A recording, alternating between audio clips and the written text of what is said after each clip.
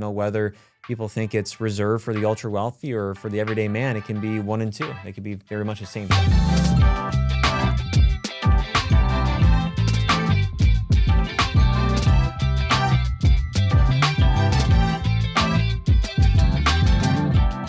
We were going to write a letter to the city, but then I discovered in the strategic plan that our roads were slated to be done in 2027. Mm-hmm. Well, then there's a new strategic plan, and now they're out to 2029.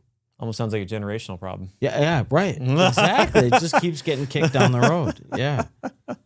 Yeah, no, talking about roads, I mean, that when you kick the can down the road like that now, Yeah.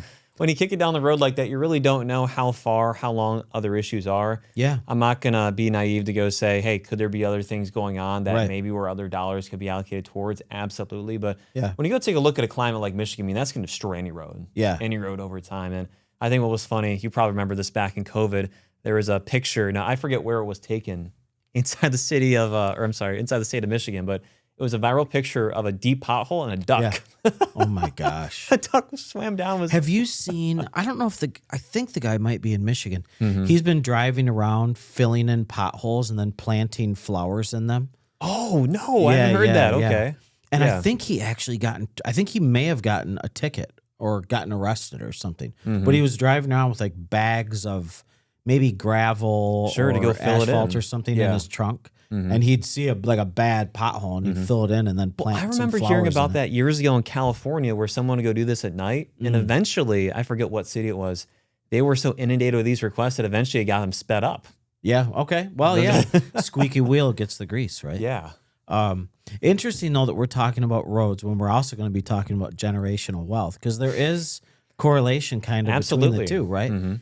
If they're unattended to, they crumble and get beat up over time. And if Of there's a course. lack of communication or lack of squeaky wheels, right, they don't get attended to. And over time, they turn to gravel, Of right? course, Where yeah. if there is open communication and there's care and planning taken into account, then, you can just maintain a road. Of course, because I think at any point, and any homeowner can go relate to this as well, if you go kick a project, like let's just go say you're trying to go, whether it's change something out and you're trying to go see a little problem persist. Right. You're like, okay, well, I could do it now, but let's go kick that down the road. Well, Yeah.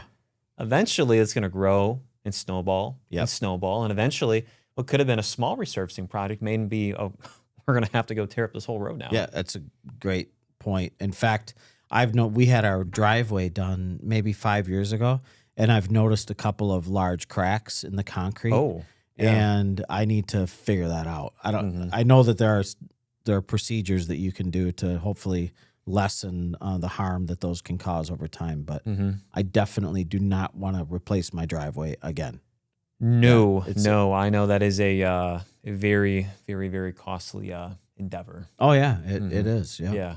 And so it's disappointing to see it cracking and pitting in certain places. But on to other more important and pertinent topics. Of course. And so those issues won't become generational, but as many people are probably picking up by how many times we're saying that word today, we're talking about generational planning, generational wealth. And we have a lot of very fun, very pertinent real life cases of things that have happened, very, very recently, or things that have happened in the past, where we can go draw some some good commonalities between the two. Because for a lot of people, generational wealth, whether people think it's reserved for the ultra wealthy or for the everyday man, it can be one and two. They could be very much the same thing. Yep, absolutely. Mm-hmm. So first things first, just so our audience understands, what is generational wealth, right? Because that could mean a number of different things to different course. people. Right? And so I think to be able to go define that scope a little bit further, this could be something as simple as, let's go pretend that ABC Grandpa set up a trust, an educational trust, and maybe it's going to go provide scholarship support for local kids at A, B, and C school many years going into perpetuity. Yeah. It could be something as simple as that, or hey, I'm going to go set up this trust. Maybe I made a fortune, whether it's in cryptocurrency, starting a company, starting a business, and it's going to go help support the lifestyles of A, B, and C going well into the future. Yeah. And I think it's important to notate too that there are different levels, right? So in general, speaking, right, you might need an estate plan, a trust, or be considering generational wealth at $1 million, right? Let's just say, for instance, you might set up a trust and you're setting it up so that your loved ones can benefit from that into the future, right? Particularly if something terrible were to unfortunately happen to you, and or your spouse, if there was one involved. So that would be one case. Another case would be sort of that mid tier. Sure. So let's say, the first case we're talking about $1 million. Let's call it $1 million to $5 million. Second case we're talking about maybe $5 million to $25 million. Sort of similar, but we're talking about a greater amount of money, trying to obviously preserve that for future generations. And frankly, with investing and growth and compounding growth over time, that $25 million could become, if you're my age, A considerable amount. yeah, it could become $100 million in my lifetime, right? So then we're talking about a whole different level of generational planning, kind of over that, let's call it 50 million, right? Sure. Becomes a whole different set of circumstances where you're trying to really set up that wealth for a purpose, maybe even beyond just your family, but like a philanthropic purpose, to your point, Of course, to pay for scholarships or museums, things like that. Well, I mean, just taking into consideration how long of a lifespan a human lives for. Let's just go pretend I make all my wealth, I retire at 50. My life expectancy is to 80 years old. Of course, making all this up, but that's just 30 years of a time perspective. But imagine for a second that kind of generational wealth. Maybe I invented something 150, 200 years ago. And so as you can imagine, a 30-year time frame can start to feel small and inconsiderate to what the larger, broader scope of that could potentially be. Because I think even now, this might be a little inaccurate. I'm trying to remember where the statistic was from, but I want to say one of the world's oldest endowment funds for a university, I think it's over in Britain. Okay. I think it's almost 1,000 years old, or maybe 900 years old. Wow. That's interesting. I'd like to know more about that. Another interesting statistic that I read was that 70% of generational wealth is gone within 2 generations. 90% is gone within 3 generations. That's right? insane. So that means a very small number of the population, when we're talking about wealthy families, are actually able to preserve that wealth beyond 3 generations. Of course, right? yeah. Or even 2, really. Didn't that happen with the Vanderbilt family? Yes, absolutely. Yeah. There's been quite a few families. In fact, let's dive into it a little bit. So one in particular that a lot of folks might be familiar with is Prince, right? So Of course, yeah. the entertainer. So died without a will, had an estate of around $160 million. So had a lot of people coming out of the woodwork saying, course. Prince is my father. Spent $60 million in legal fees to settle the estate. Wow. Before it was settled, and really didn't have anything set up for longevity. So that's a great example of how not to do things, right? And we get that everyone is busy too, but I think it really continues to strive upon the point of being able to go meet with those professionals, because having something as simple as a will, now, of course, when you get to that kind of wealth, are there different kinds of trusts and go set up? Many other. We could have a whole entire podcast season spent across that, but just talking very general here for a second. Being able to go set up a will is relatively straightforward. And it's the most basic thing. Regardless of how much money you have, you should probably have a will. Absolutely. Right? Yeah. Now, another really interesting example that not a lot of people might know is a man named Wellington Burt. Yep. Of course. Local, Saginaw, very large lumber baron, one of the largest, wealthiest men in the entire United States. Died in the early 1900s, but he had a very interesting will. And so at the time, his relations with his immediate rest of his family were a little contentious. Yeah. He had what they called a spite clause in his trust, which basically said that none of his children or grandchildren would receive anything from his estate beyond 21 years past the last grandchild's death. So it's the rule of perpetuities is what we're talking about there. So he died in the early 1900s, and his money wasn't paid out until 2011. Think about that, for instance. Right. And I remember seeing stories about that in the newspapers, that imagine just long lost descendants not knowing you could potentially have a stake. Now, of course, you're seeing lots of people probably running out of the woodworks to go try and go have that claim. But if I remember right, I think the smallest claim was right around $2 or $3 million. The largest one was maybe 15 to 20 million. Yeah. Which is just insane to go think about that. Just think about how long that document or how long that really served its purpose for too. Yeah. It's crazy to think. It's interesting because a lot of these stories that we come across, and some are good, others are bad. We've talked about a couple of the bad ones. A lot of it involves failure to communicate, and it involves broken relationships, right? So I think one thing, I think a lot of folks think, oh, if I just had, X amount of dollars, all my problems would be solved and everyone would be happy.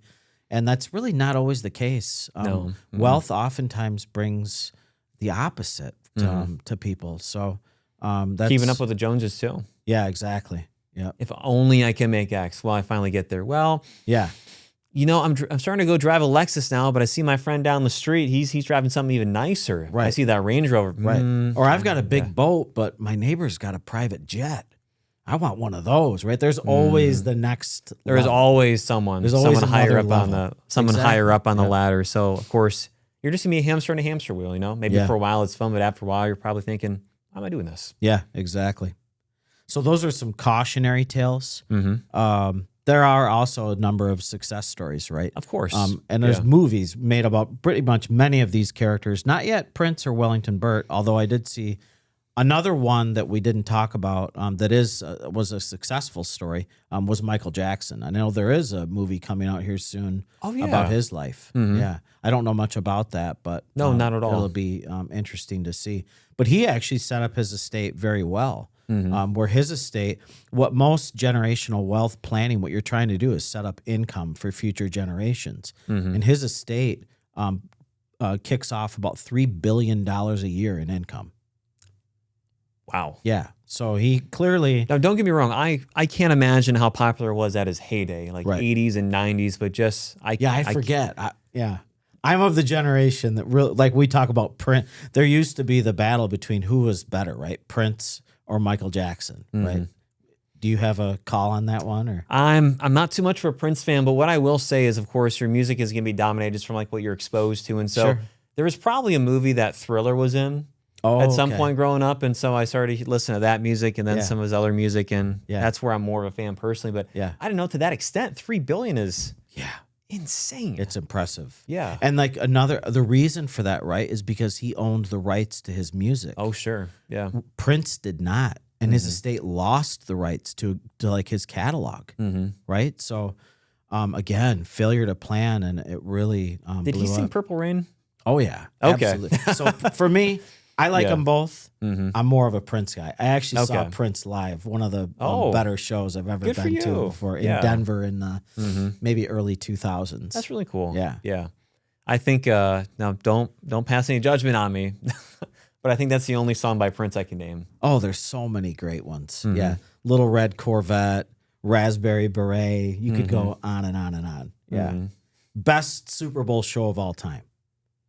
Oh, he was headlined a Prince. Super Bowl. Okay. Yeah. And that was during, I think maybe that was in the early teens, early 20 teens, if I'm Really? not mistaken. Yeah. Okay. So maybe I'm wrong about the date. No, but I think I remember seeing his name possibly at some point. Like I forget who was announced that they were going to go be the next Super Bowl halftime show person. So I took a look back to go see prior people on that list too. So I'm taking a look, and maybe his name sounds a little more familiar now, but I couldn't place it. Yeah.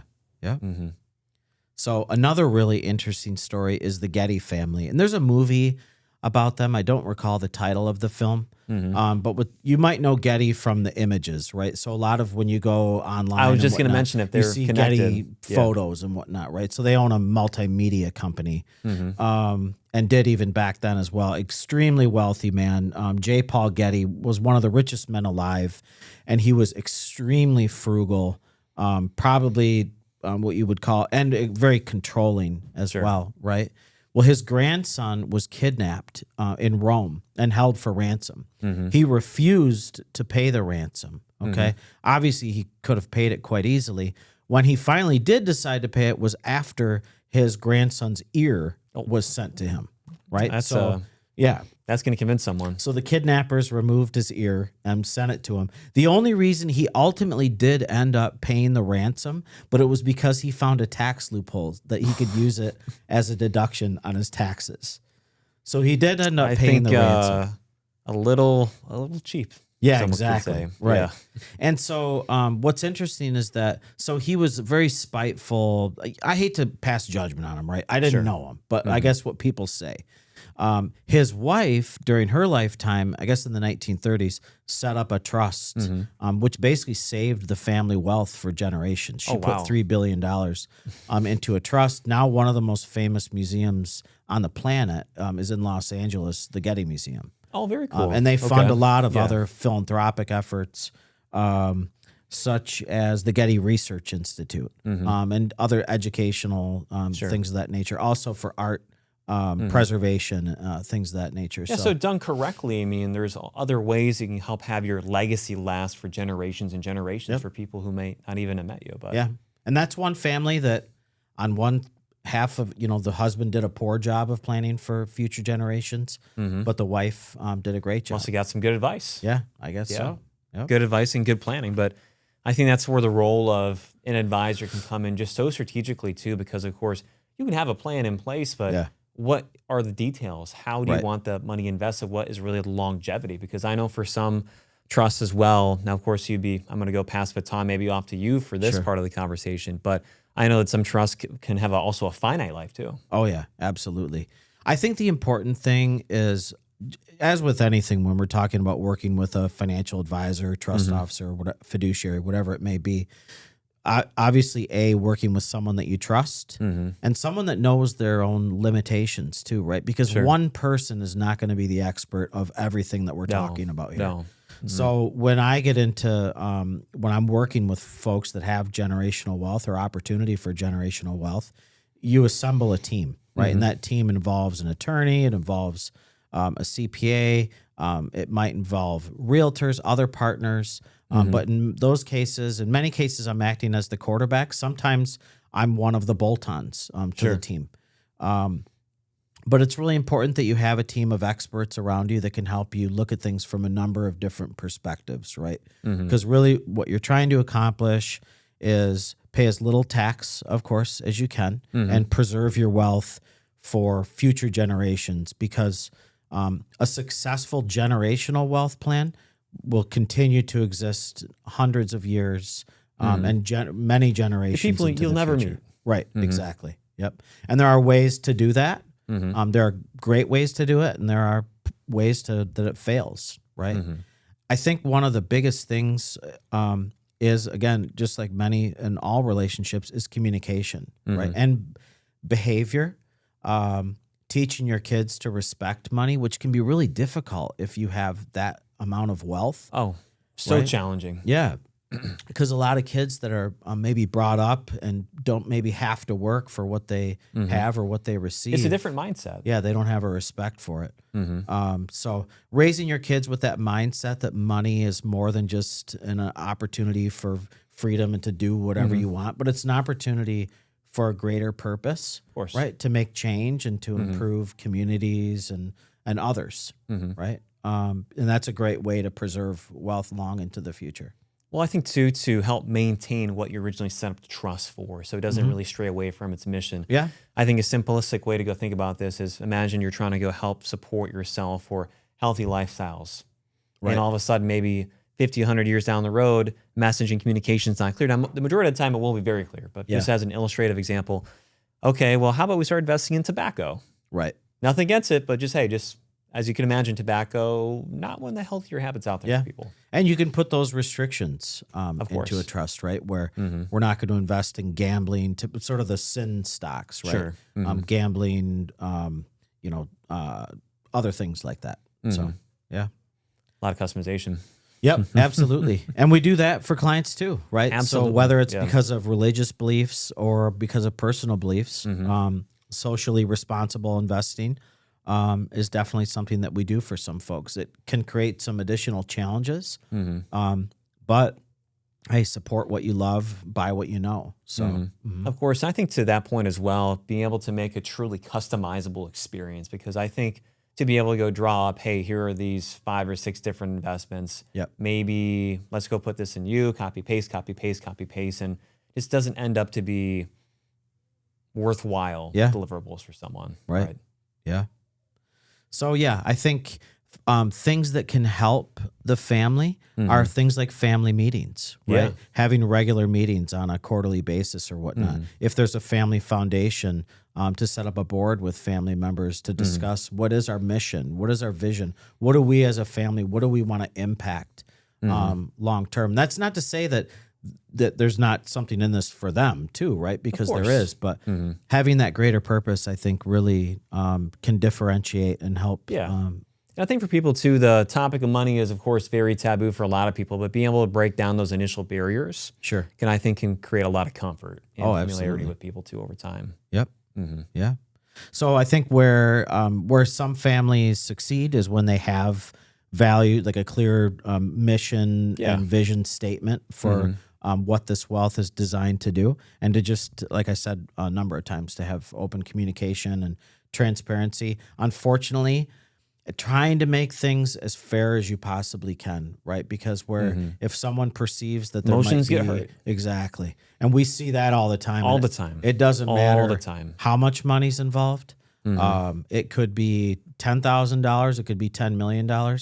It's very frequent. Even if you think that your family will get it right, never stop talking about it. Yeah, don't stop talking about it, and be as specific as you can in your will, or your trust, so that there is fairness and that everyone feels that you took care of them. No one's shocked. I mean, that reminds me, I don't know why they reminded me of this, but do you remember the movie Gran Torino from like 07, 08? Yeah, in the movie Clint Eastwood. Yeah, he passed away in the Gran Torino, of course. Everyone in the family is expecting it, and he gives it to the family. kid, right? Yeah. Yeah. Oh, yeah. Yeah. I do remember that. Okay, great segue to new shows. Okay, which I've been so excited to talk about. Let's hear it. This. Let's hear it. HBO Max, Steve Carell, Rooster. All right. Okay. It's fantastic. Have you seen any? I've seen some trailers. Yeah. Haven't watched it yet, though. It's so good. It is directed by Zach Braff. Okay. I don't know if you remember him from, he was in the really funny. Scrubs? Yes, Scrubs. Yeah, he was one of the actors and probably writers and directors on that show. So it has a bit of that flavor, but it's really funny. There's great humor in it. There's some sensitive side to it. Sure.